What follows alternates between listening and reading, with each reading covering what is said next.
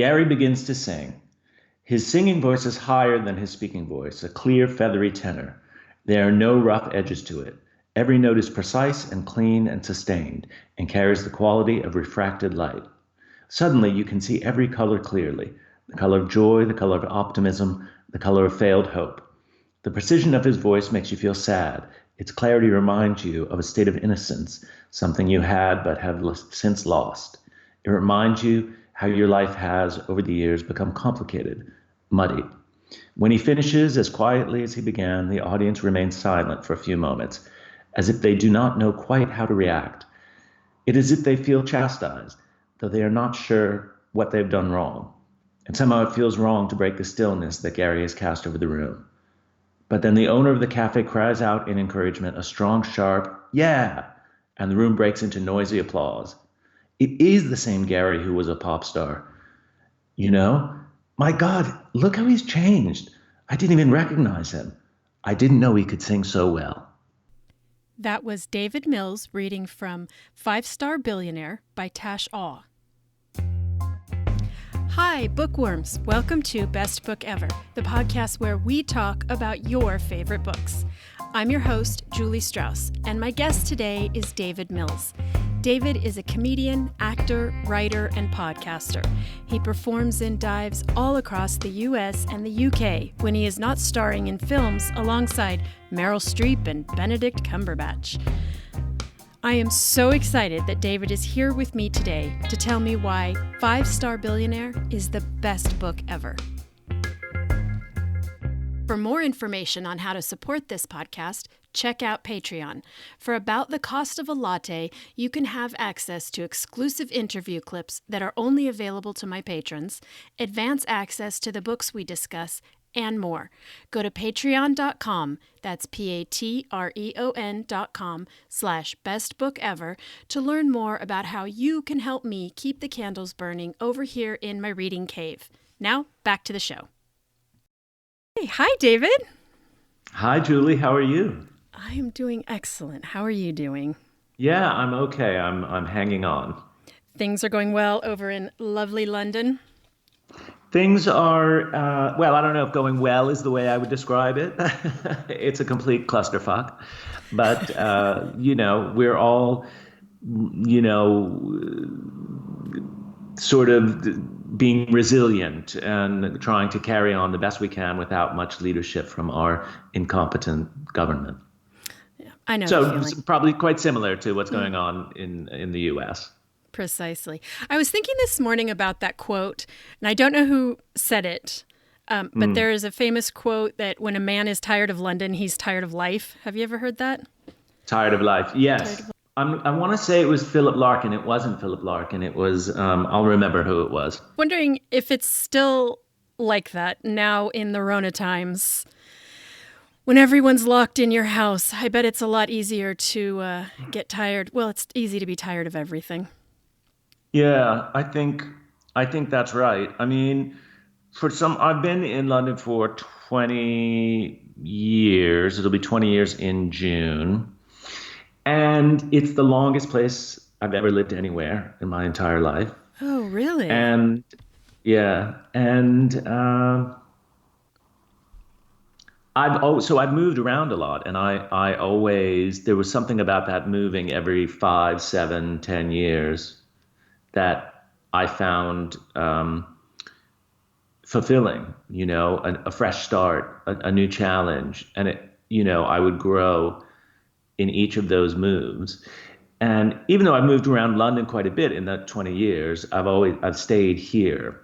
And only in the past maybe 5 years have I felt like, gosh, I miss that experience of being somewhere brand new, where I have few contacts and I have to kind of restart the machine and rely on my wit a little bit. And also London, like so many places, is changing, like San Francisco, like LA, like New York, like any of the big major metropolitan areas, getting super expensive, and the artists and creatives are finding it harder and harder, and the independent shops are finding it harder and harder. And the sort of homogenization sets in, and a kind of corporate gentrification comes through. And I wonder, am I too old now to go to those places that are more rough around the edges? Or, am I living in a fantasy to think that I could find somewhere like that and find my way in that kind of place? I don't know. So I'm not bored of London. I always feel like every city I've lived in has been like a partner. And now we're in a stage in our partnership where we know each other pretty well and we know what we love about each other, but maybe I have a little bit of a wandering eye. But I still love her. I still love London. What has your reading life been like in the Rona times? Well, I think like so many of us, I've been, obsessed with the news. And I was already someone who reads a lot of online content, a lot of topical stuff, not just politics, but topical. So a lot about trends, a lot about culture, a lot about ideas. I love elections in any country around the world. Whenever that shows up, I'm into that. I like to find out what's going on. It could be an election in Paraguay, and presidential election in Paraguay, and I like to follow that sort of thing. So I've been devouring all of that stuff. I've found it hard to pull away from that and get into other worlds. I also like biographies, so I've been going back to some biographies that I've left half read or rereading. That's one place I've found myself. Mm-hmm. So I don't know. I just think I'm still settling into the new Corona world, and reading, like everything else, has been disrupted. Did you come from a family of readers? Because we met in college, and what I have always remembered about you, even though college was 1,000 years ago, you were a voracious reader in those days. And I thought we were so young, and you were one of the most widely read people I had ever met. I think when we met, we did that summer program together. I think I was reading Michael Chabon, The Mysteries of Pittsburgh.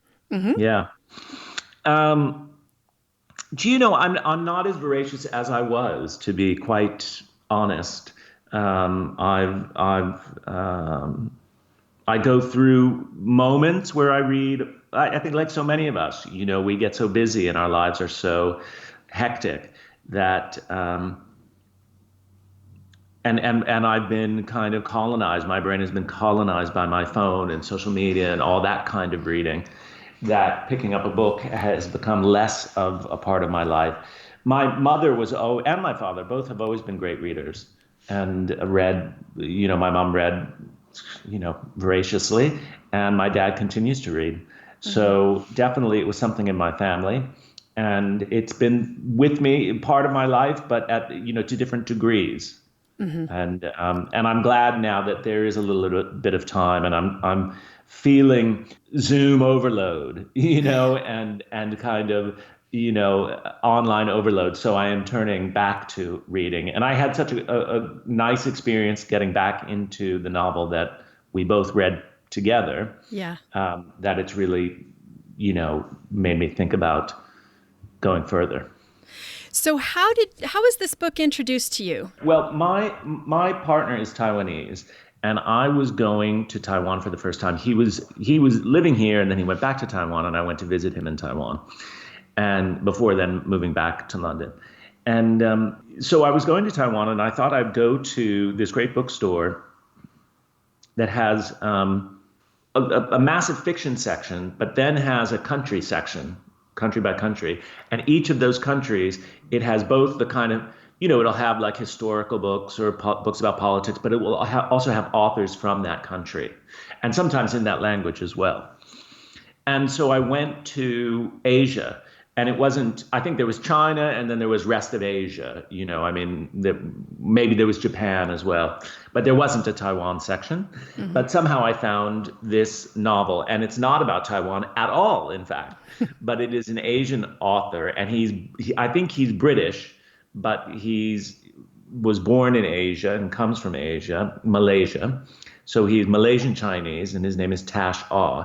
And I wanted something to read on the plane to kind of get me in a kind of just get my head into Asia before going to Asia, and sort of be kind of wanted something set in Asia, about Asia. I just wanted to kind of taste it, get, ground myself a little bit in that world. And have you reread it? Or is this a book that you reread frequently?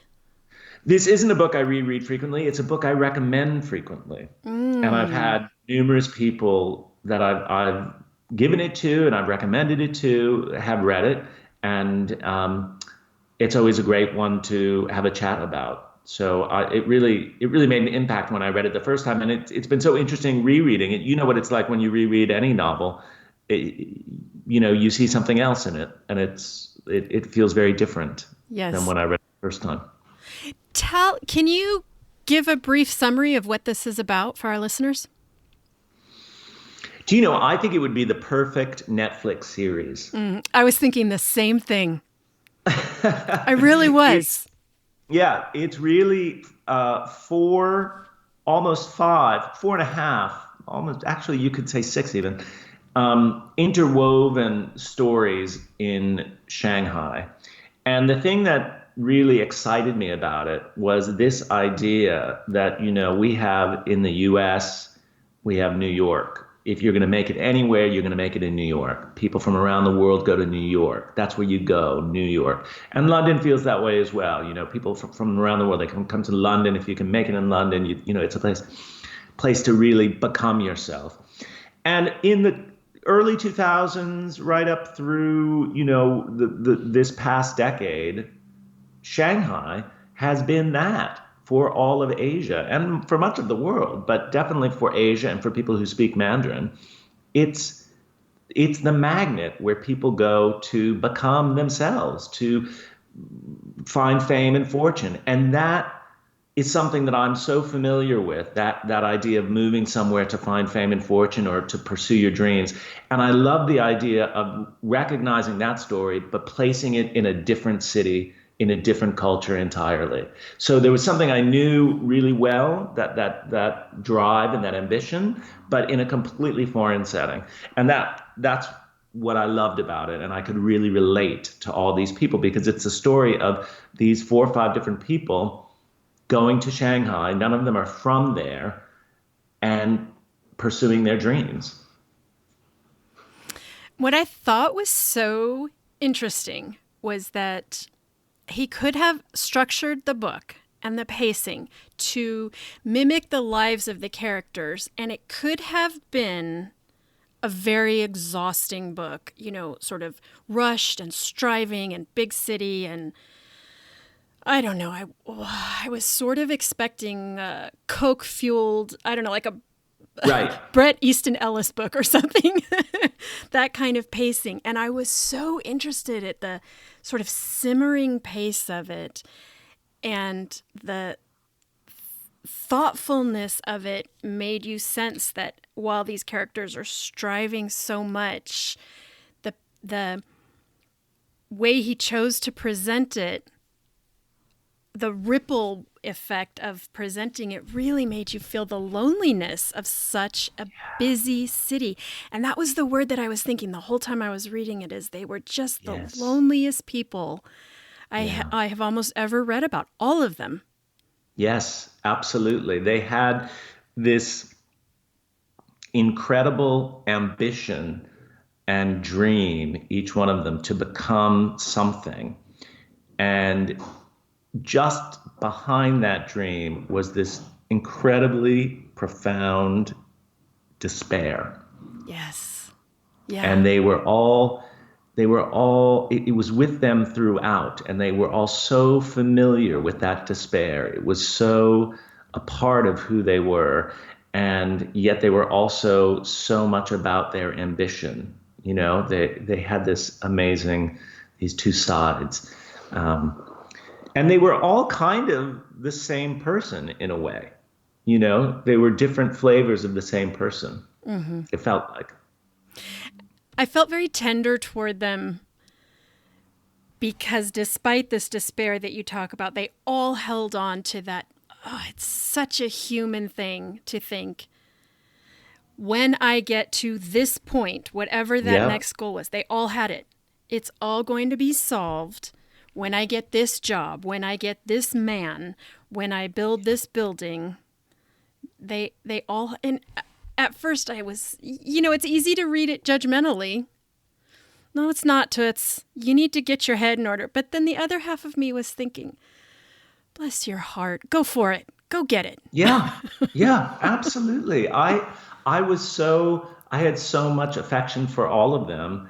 And that said, what was so exciting to me about reading it the first time was that kind of romance of, Shanghai as this center where that would draw people. Imagine all the creatives, all the ambition, all those people striving. That excites me and invigorates me. The idea of being around that and being in a place like that. And then when I read it this time, I sensed that actually the author was satirizing that world much more than I saw the first time I read it. That he was really critiquing those people and that world and that way of life much more than I sensed the first time I read it. And especially now as well, with Corona and the toppling of our great edifice of consumption and ambition and, acquisition and all these things that have driven us to this moment. And our president in the U.S. being the ultimate example of someone who's driven by ambition and greed and nothing else, and we're seeing through that so much more. And I think I read this, and also with all the kind of suspicion of China and the brokenness of that system and the kind of backwardness of the lack of transparency and all of that. And then I read this and I much more saw a critique of that world embedded in this story and the writing than I did the first time I read it. It felt more like a celebration.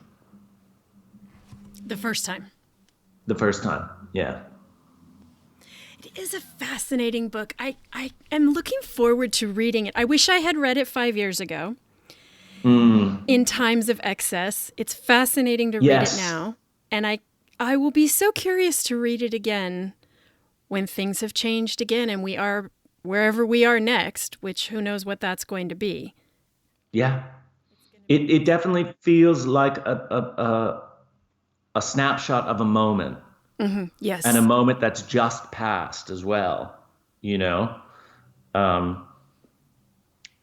and that makes it a particularly interesting read, I think, at the moment now, because it feels very relevant. Did you think that any characters in this book were actually intimate? That was the thing that I kept thinking about as, reading Stranded in my house, and every contact except for my husband and kids is, as we're doing now, over a computer screen. But what was missing was an actual intimate connection between anybody. And the closest one to that was the lady who worked at the spa. Yeah. And the rock Phoebe. star, Phoebe. And Gary. They came the closest, and yet it was the most artificial because it was entirely online, which was, again, so interesting to read in these days when they finally do reveal themselves, when he revealed himself to her and she said, that's not who you are. Yeah. It broke my heart. Yeah. I think it felt very real to me. And I think that feels very contemporary. And I think particularly it strikes me that there's something very Chinese about it as well, that intimacy is really distant. There's a real distance, it's there, but it's so layered behind sort of, it's so unspoken. Mm-hmm. There's so much unspoken and so little ability or interest in direct communication. All the communication happens through signs and signals, and do you know what I mean? Mm-hmm. And that felt very much a part of this. I thought of that businesswoman and the man that she was building this business relationship with, and now at the same time she sort of yearned for an emotional connection with him, Mm-hmm. and yet was never able to just say it. And then one moment when she kind of had an emotional breakdown in front of him, she was terrified that that was going to not bring them closer together, but push them apart, Mm-hmm. you know? Right. So I was, yeah, like you, there, I definitely sensed that, but I also was kind of on the edge of my seat at every moment, waiting, just wait that sort of terrible ecstasy of will someone just say how they feel? It almost feels like like classic British literature, you know what I mean, where it's also formal and no one can say how they really feel. Have you read other books by this author? No, I haven't, and he's had a few other books. I think this was nominated for the Orange Prize. Maybe it was on the short list or the long list at least. Mm. And I think he's had others since then that have been on the long list as well. I think he's had at least two others. And no, I haven't. I'd like to, but I haven't pursued it. Mm. As I was reading the book, I was not surprised that this was something you would pick because I was thinking a lot about your comedy and how it is sort of that storytelling comedy that sort of builds to a bite, sort of and I think, correct me if I'm wrong, but I think that you're known for a very biting satire. Is that true? Yeah, And I think that's something that, yeah, I think I I'm mean, known for you're that. not coming out That's right. there with, watermelons to smash. You're coming out there to, No, to tell a story. And I've always noticed the sort of subtlety of the barbs of it, the stings. And so I was not surprised that you like this book so much because this is one of those books that you close and put away and think back and think, oh, that hit one. That one hit a little bit. That yeah, last paragraph bit me a little bit. yeah, And you sort of dwell on it, even though it felt on the surface, because there were some funny moments in this, and it felt on the surface like, oh, that's yes, kind of a cute little moment. And then you can't stop dwelling on that moment meant a lot. And I thought yeah. I just saw real parallels to how your act has the acts that I've seen of yours, how they work. And I was so fascinated by that Hmm. similarity. Am I off base Well, there? I'm thrilled you see that. I mean, feels like a real compliment. This feels like such an accomplished piece, an accomplished novel. It is a hugely ambitious novel, and it takes you into a real world. So I feel like he's a fantastic writer. And and it's so narrative driven. There's so much narrative in it. It really takes you down various sort of strands and streams. And yet it feels like a critique. He's making a comment on the world, that specific world. And that's definitely what I try and do in my work. I don't tell a story just to tell a story, Mm-hmm. or I try not to in my comedy. I'm always commenting on something, Mm-hmm. some aspect of our world, some, aspect of modern life, or, modern manners or something. When you are consuming art, when you are consuming books and the television that you like or the movies that you like, is it influential to your work or do you use it as escapism?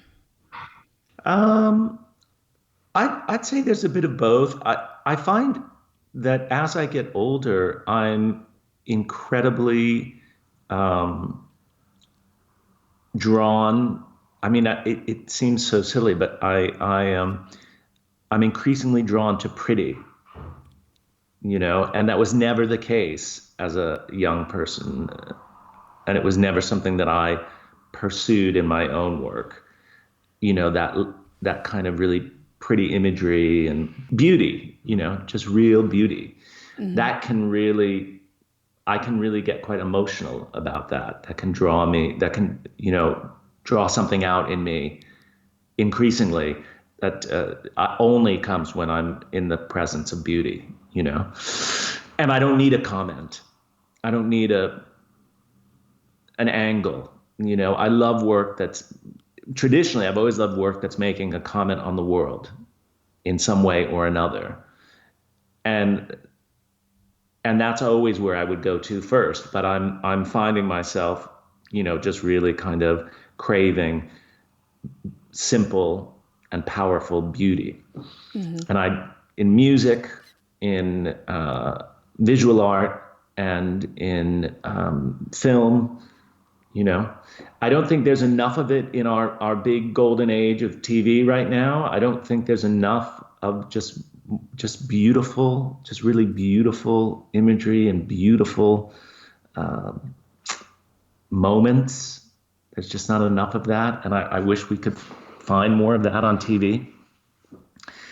So I'm absolutely inspired by other people and other work, and I'm also and I also escape into it at the same time. A lot of what I do is see big Hollywood films and then comment on them in my work, right? Because it's, Marvel, that whole sort of Marvel trend is something that's so easy to take down. There's so much to sort of say about it. And there's so much to say about so much of the film that comes out of Hollywood in particular. There's a lot to critique there. So it inspires me directly and also indirectly as well, I would say. It's funny you mentioned Marvel, because one of the things that I've been doing on this isolation thing, and I don't know, I have no explanation for you, so don't ask me why I'm doing this, but I just decided I should watch all the Marvel movies because I have 4 kids. Oof. Oh my God, as if life isn't hard enough. Wow. I have the 4 kids who are various levels of obsessed, and it is, right. I must say, it is so much fun to watch it, and they get so angry at me because I'm not retaining it the way they retain it, and I'm not as invested. And I the closest I can come is that's why I chose it, because I sometimes doze off in the middle of them, and I don't care. I don't rewind. It's fine. Right. Oh, it's all fine. Yeah. It's all fine. I just need something that it doesn't hurt my brain. Yeah.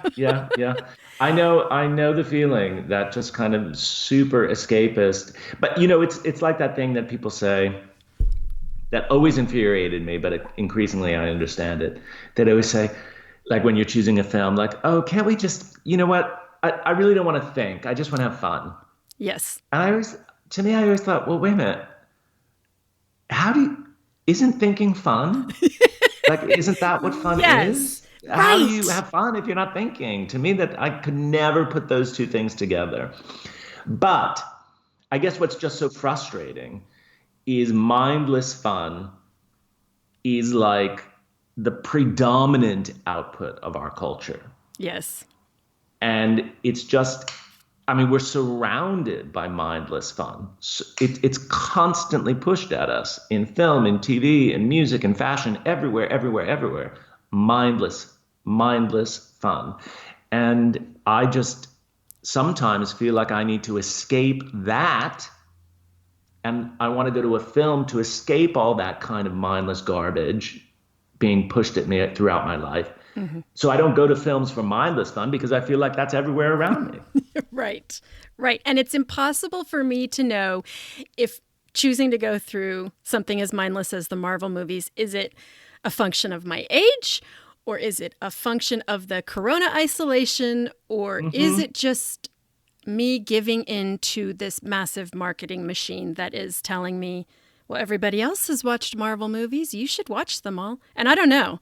I hope I think it's the second thing, and that when the Rona times are over, I'm going to be back to, I need a good Henry James novel turned into a 6-hour miniseries. right. Right. I think it's no doubt all those things, but don't underestimate. There's also probably a desire to want to connect with your kids. Oh, sure. Oh, You sure. know, Yeah. and that's an important part. But I think, and I am hopeful, that in 5 years' time, this Marvel shit has faded from the moment. And not only has it faded, but we're all sort of like thinking, what was that about? What on earth was that about? Like, and the new crop of kids come up thinking that shit is so super uncool. I'm not interested in Marvel shit. That's for losers. Do you know what I mean? Like, I almost feel like the fact that parents and kids go to it together makes me feel like it's over. Do you know what I mean? Like, if only kids were into it, I could kind of respect it. But the fact that, like 50-year-old men are going to Comic-Con next to, like, do you know what I mean? Like, it makes me think, like, this is really not worthy. There's nothing to this. If it's that mass, how good can it be? But I see what you're saying, but what I will say, the men I know who are very into it are the ones who grew up on it. The Yes. kids. And it does tend to be men who grew up reading the comics, which I never had any experience with that at all. But I also get what you're saying. It's like when all the adults joined Facebook and the kids went, okay, well, we're done with that one. Let's move on. Exactly. You would think kids would move on. I mean, here's a confession. I was super into comics. I had really? a comic collection right up into my, late teens, going to comic book conventions, collecting, really into it. I can't tell you how much money I spent on comic books. And something turned off at one point. They just got, I know what it was. It's almost like my obsession with K-pop, which was, for a few years I was really into. It's the pretty surfaces they just get boring. I mean, comics, after 2 or 3 years of reading comics, you've kind of read every story. There's just not that much to them. And it's all pretty flimsy. And you must be feeling this with Marvel. Like, after watching 3, 4, 5, 6, it's like, well, there's nothing to any of these. Yeah, it's the same. I can predict. The kids always laugh at me because when the hero, there is always the scene where the hero is between battles and his shirt's off. And I always shout, beefcake! And they go, oh, God. Because we always have to see them shirtless. And I can almost predict to the minute when we're going to see someone's biceps. Yeah. But back to your point about losing interest in the comics, do you think the commodification of it, or I guess the democratization of it, turned you off? Because there used to be some cred to being the nerd, right? And now everybody's a comic book nerd. Everybody's a superhero nerd. When I was a kid, Dungeons and Dragons was the really weird kids played that game. And it's so, now everybody seems to play it now. Everybody talks about who's chaotic evil and Right. And there's something about the massive monetization of the comic book worlds that I think has maybe turned a lot of the diehard fans off. I think that's right. It's not just massive modification of the comic book world. It's the massive monetization of everything, and nothing is allowed anymore to be a kind of quirky pursuit. Mm-hmm. Yes. Everything has to be monetized to such a degree that it loses its kind of world that these things like comics and Dungeons and Dragons sort of steeped for a decade, or comics for more than a decade, in this kind of world of weirdos, and in steeping in that tiny world, in that niche. It kind of got richer and richer and weirder, and now everyone is, a word you never hear anymore. What? Sellout. No one ever says that anymore. It's not a concept. Right. It's not even a concept that young people even understand. Right. Selling out, right? It's just not, because everyone's sold out. We're all sold out. And because we all want to monetize our hobbies. Yeah. We're all completely sold out from the minute we, it's like not even a thing anymore. Mm-hmm. And we were in the, everyone says they were in the last generation, but I remember when that was a real thing, when people were like, oh, I don't want to sell out. Right. But it just doesn't feel like that's around anymore. Right. And I think you are right. When things feel really sold out, to me, I try, listen, I also love things that are totally sold out. I don't want to put myself on some pedestal, but I mourn the fact that they're, that we can't enjoy things that are more niche. Mm-hmm. It's a big thing in gay culture. Gay culture is completely sold out. There's nothing left. There's nothing left. Nothing? There is nothing. There's nothing left. Especially now. The only thing that was left in gay culture were sexual spaces, mm-hmm. right? Spaces where gay men would get together and have sex. Mm-hmm. It was, of course, the earliest thing of gay culture, and it was the last thing, and there weren't many. Certainly there were one or two in London and a few in Berlin and a few, in most big cities had one or two spaces, sort of underground-y kind of spaces where men got together to have sex. But now with Corona, whoosh, that's gone. So now if that goes, then every aspect of gay culture is transparent, open, out, available. There's nothing unique or specific about it anymore. It's mm-hmm. for everybody, and which is great on one level, but it's also a great sadness as well. Yeah, and it's also absorbed and commodified. I'm thinking of all of the pictures of bachelorette parties that I see that happen at gay bars, which of course is so. Of course. I just fundamentally hate that so much. What a bizarre. It's gross. It's not a zoo. It's not. But But then the conversation becomes about inclusivity, mm-hmm, right? Sure. And inclusivity is this idea that is promoted as valuable in every situation, at all costs. And there are costs to inclusivity. There are great benefits, but there are also costs to inclusivity. Mm-hmm. And I think we rarely think about the costs. We only think about the benefits. Mm-hmm. Right. And I think I wonder if that's, not worth interrogating sometimes. Mm-hmm. I didn't expect this to go where it went.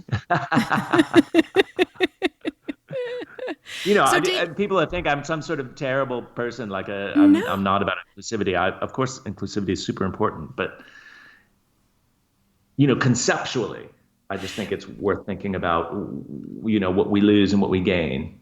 Yeah, and if we are losing the deep thought and the deep individuality of these, like I said, the Dungeons and Dragons kids were the weirdos, and I love those quirky kids who had their own bizarre habits, the subcultures that I was not a part of. And that's a thing that we're not used to in this day and age, is that there are things that you're not welcome at necessarily, particularly being a, cisgender heterosexual woman, white woman.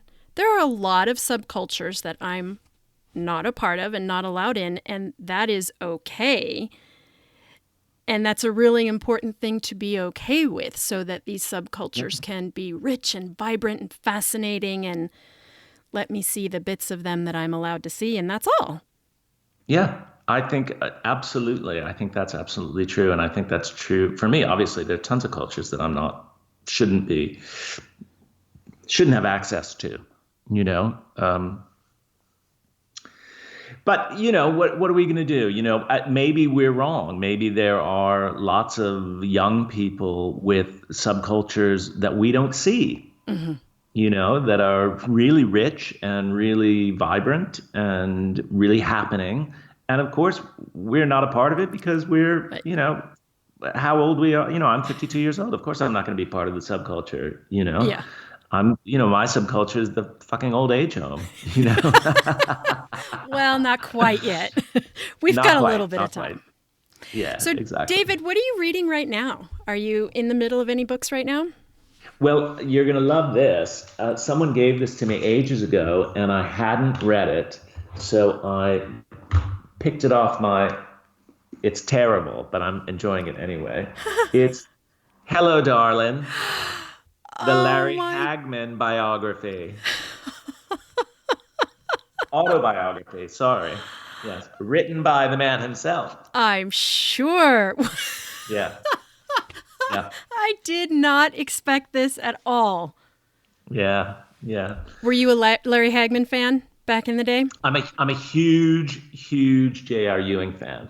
Oh, And who in wasn't? fact, yeah, exactly. In fact, I for years did a show with these two great performers, these two well-known drag queens in London called Johnny Woo and Timberlina, and the three of us did a show called Stark Dallas Naked, and I played JR, and Johnny Woo played Sue Ellen, and Timberlina played Pam.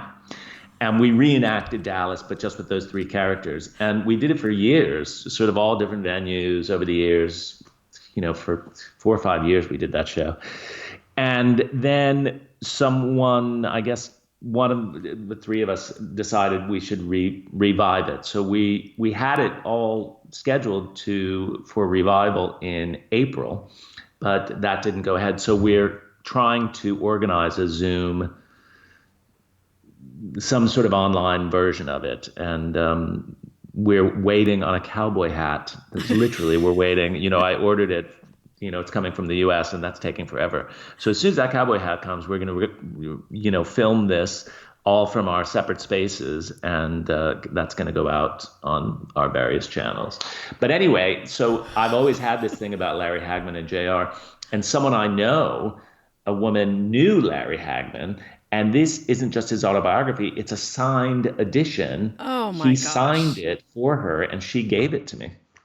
And I would recommend for anyone, if you're a fan of Dallas or if you don't know Dallas, because these days a lot of people don't even know what it is, but go on YouTube and just look up JR's best moments and see the magnificence of Larry Hagman. And he is such a great actor. And it's a campy old show, but he's brilliant and so Brilliant. funny and so smart and so well delivered, so sharp. It's really great. Well, I cannot wait to link to this show. Hopefully, by the time this episode airs. Yes, hopefully. Oh, it will be so good that we can direct people to go watch your retake of the Dallas years. That would be great. Yeah, that'd be hilarious. So, will you tell our listeners how they can find you? Absolutely. I'm on Twitter and Instagram at David Mills Department, so David Mills DEPT, and my website is itsdavidmills.com, and you can find some of my videos on there. And usually gigs are listed there, but I don't have any gigs listed there at the moment because all my gigs have been canceled. And then, of course, I have a weekly podcast as well called Focus People with David Mills, and you can find that on any of your good podcast channels.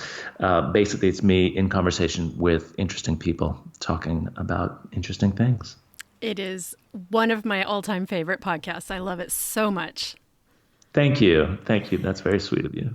David, this has been a delight. I want to thank you for introducing me to this book, which had never come across my radar before, and I was delighted to find it and to read it and to find this author. I can't wait to read more of his work, and I'm always delighted just to see your face and talk to you.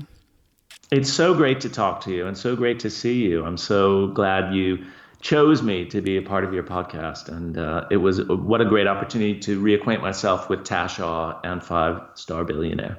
So thank you. Thanks for listening, book nerds. For more information on this episode and links to all the books we discussed, please go to our website, bestbookeverpodcast.com, or follow the podcast on Instagram at bestbookever. I'm your host, Julie Strauss, and you can find me everywhere as Julie Wrote a Book. If you enjoyed this podcast, please share it on social media and leave a review on whatever podcatcher you use. Reviews really help our visibility to new listeners, and we are grateful for everyone. Thanks for joining me today, and I will see you at the library.